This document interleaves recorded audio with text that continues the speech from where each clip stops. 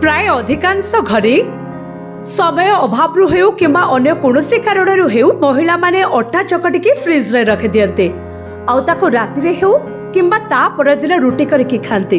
तेबे दर्शक बंधु आपण जानिछन्ती फ्रिज रे चकटा अटा रखी रोटी करी खाइले यार खराब प्रभाव आम शरीर उपरे पड़ी थाए। कारण पानी रे चकटा अटा को तुरंत व्यवहार करबा उचित अटे। अधिक समय पर्यंत अटा पानी संस्पर्श रे आसीबा द्वारा एथिरे अनेक रासायनिक परिवर्तन घटी थाए जहाँ स्वास्थ्य पई समस्या सृष्टि करि थाए। एहा द्वारा अनेक प्रकार रोग हेबार मध्य आशंका वृद्धि पाई थाए। जदि थरे अटा चकटिले याहाकु 6 रु 7 घंटा पर्यंत फ्रिज रे रखि पारिबे, किंतु याहाकु 7 घंटा रु अधिक बा 10 रु 12 घंटा पर्यंत फ्रिज रे रखा गले अटारे बैक्टेरिया सृष्टि हेबा आरंभ होई जाय थाए। तबे अनेक आम मध्यरु जानि नथिबे जे एहा स्वास्थ्य पई अत्यंत क्षतिकारक अटे।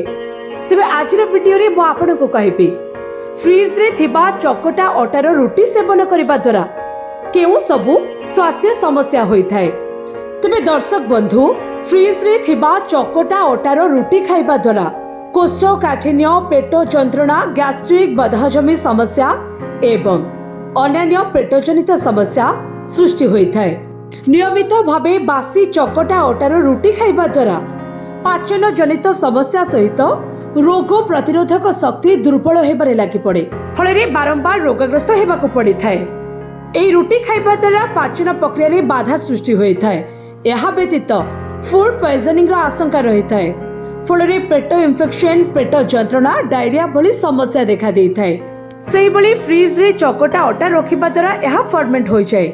एहा फंगल इन्फेक्शन रो कारण मध्य होई पारे। नियमित एभली रोटी खाइबा द्वारा शरीर रे एलर्जी, बांती किंबा पेट समस्या देखा देई थाए। सेही भली अंतःनली संक्रमण मध्य होई थाए।